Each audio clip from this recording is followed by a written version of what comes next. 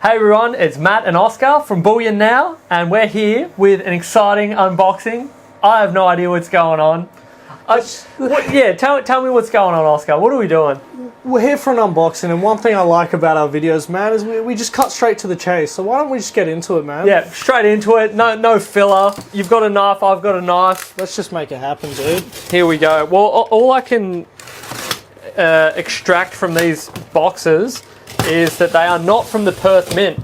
So this is probably going to be a pretty exciting one, regardless of which way it goes. Red monster box. You joking? What does that mean, Matt? I wouldn't have the foggiest. Oh yeah. You know what? I'm closing my box back up, giving all my Chuck your box in a bin, mate. The main event has arrived. First box out, and we have the Royal Canadian Mint. This is not your everyday kind of coin either. All right, 10 ounce Canadian maple. I whinge about this all the time on the live streams that we don't have a change in design. Right. What do we think this might be? I love it, man. What I want to know is the denomination on the back, the monetary denomination, because that's one thing that's always really cool about the Canadian stuff. A 1 ounce is $5 Canadian. Well, I'll take a guess. Don't look, take a guess. I haven't seen. I'm saying $50 just based on the 1 ounce is $5. This guy. Is my math correct? For a young fella, you're all over it, mate. $50.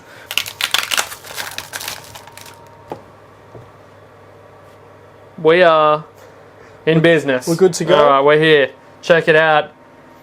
You call that a double maple? It's like a wishbone maple. Yeah. Does it have the laser ingrained security feature?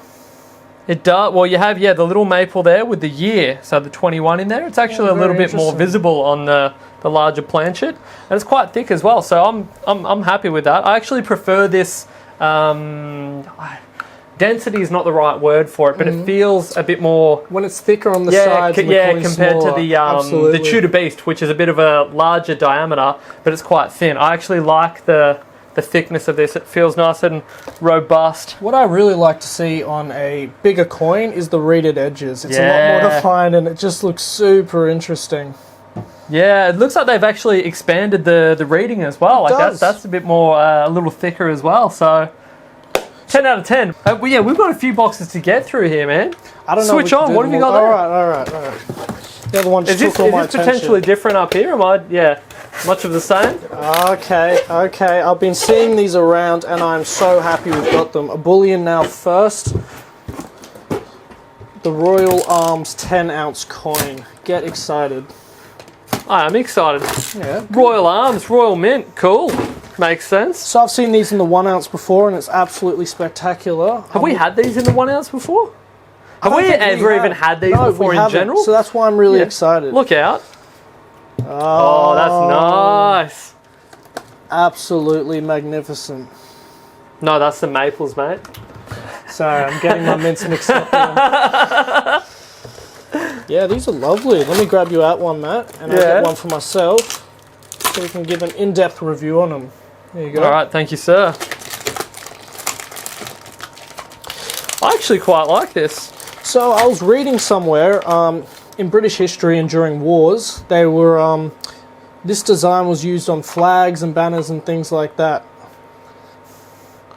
Yeah, is that the whole story? You going to tell me anything about the coat of arms, the significance of it? Usually there's some symbolism between each of the... As a numismatic and a historian, I thought you could tell me a little bit about it here, so I'm putting you on the spot. Yeah, well done. It looks awful similar to what I've seen on the old shillings.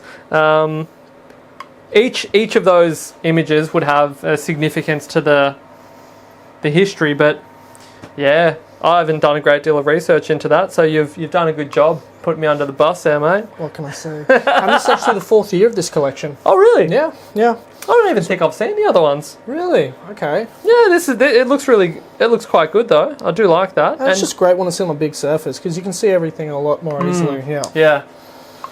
And a lot of people go on about it, and I'm going to start echoing that sentiment. Please do. But I wouldn't mind if they did shrink down Queenie's head. Give me a little bit more design on the obverse. But do you have any ideas for them? You're here live. They may be listening to you. Yeah, if you have any ideas, the viewers, drop them in the comments. What would you put? Shrink down the Queen's head. What are you putting on there? Anything you like. All suggestions welcome. Let us know. I take the maple any day. Really? Yeah, it's a no contest for me. The Royal Mint's great, but a lot of it feels to me like it's been done to death. Right. It's been done so many times. It's always a new depiction of an old coat of arms, an old crest, even the Queen's Beasts and things like that. It's just, for me, it feels there's a lot of recycling that goes on. So I like something that is, this to me feels a lot more modern. Yeah. And I like the difference in textures. There's a bit more going on here, despite the fact that the design is a little more simplistic. Artistry-wise, I feel like there's a little more, this does more for me than this one here. What about you? I'm going to agree with you completely. I absolutely like that, and it's certainly a close contest. Yeah. But I like what the Royal Canadian Mint do with their coin. So it's a smaller diameter and a thicker coin. Yeah. It just feels better in the hand, and the design is much nicer in my opinion. I like what you said about the wishbone. Yeah. Well, there you go. That's it. Yeah, it's just two guys' opinions, you know.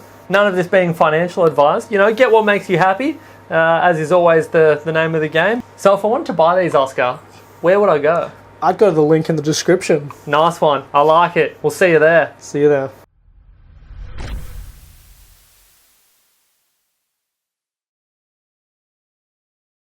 Should I just say it's Matt and Oscar, or do we do this? Matt and Oscar. We don't need to Yeah, do I'm not. the back and forth.